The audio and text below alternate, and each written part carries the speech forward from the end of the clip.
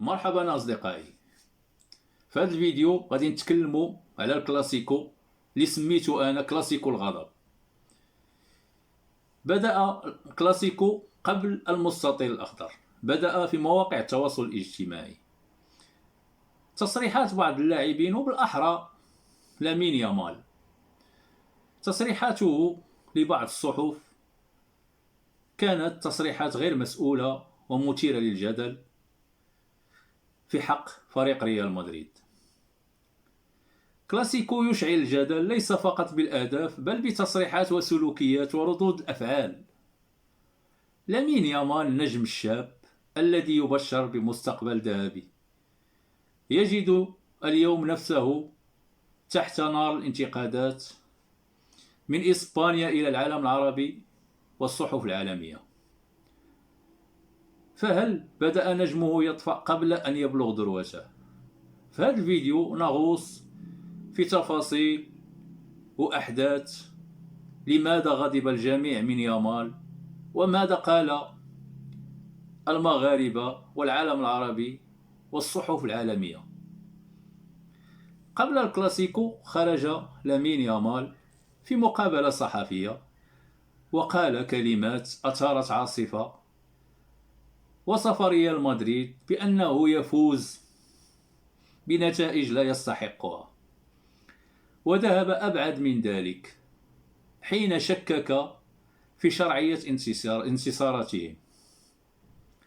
تصريحات قد تبدو عادية بالنسبة للاعب متمرس، لكنها من شاب في 17 من عمره كانت كشرارة اشتعلت بارودة الغضب. جماهير الريال شعرت بالإهانة، والإعلام الإسباني بدأ يعد العدة لمحاسبة هذا النجم الصاعد الذي ربما نسي أن كلمة أخطر من الهدف. وفي قلب الكلاسيكو لم يكتفي يامال بكلمات، بل حول غضبه إلى أفعال. ظهر وهو يجادل لاعبي ريال وحاول الدفع بيده، ووصل الأمر إلى لقطة مثيرة للجدل يبصق باتجاه جمهور سانتياغو برنابيو. نعم، بصق. مقاطع الفيديو انتشرت كنار في الهشيم، ووصفت الصحف الإسبانية الحادثة بالسلوك غير أخلاقي، وتساءلت: هل هذا هو القدوة التي نريدها للأطفال؟ لأن كرة القدم ليست فقط مهارة بل رسالة. وفي العالم العربي وتحديدا في المغرب كان الرد مختلفا تماما. آلاف المغاربة كتبوا: الحمد لله أنه لم يختر المنتخب المغربي. لماذا؟ لأن أخلاق لاعبي الأسود حتى في أشد لحظات الضغط تبقى سمة لا تفاوض عليها. تذكروا لاعبون يسجدون لله بعد التسجيل، ويقبلون التراب الملعب، ويحيون الجمهور حتى عندما يصفرون لهم. هذه ليست مصادفة، هذه ثقافة، وثقافة يامال الحالية للأسف لا تتماشى مع روح الأسود.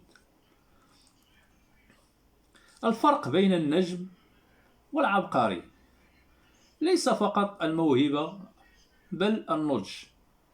مثلا ميسي طوال مسيرته لم يسجل عليه يوما سلوكا غير رياضي، ورونالدو رغم شراسته حافظ دائما على حدود الاحترام.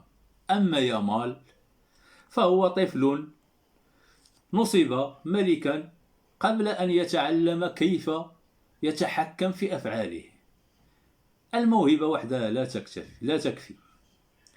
ما يحتاجه الآن ليس مزيدا من الشهرة، بل شخص يمسك بيده ويقول له: تمهل، الطريق طويل والعالم يراقبك.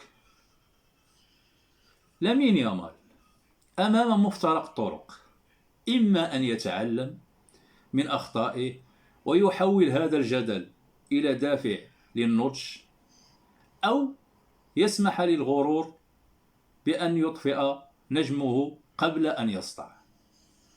المستقبل بيده والكرة الآن في ملعبه. ما رأيكم أنتم؟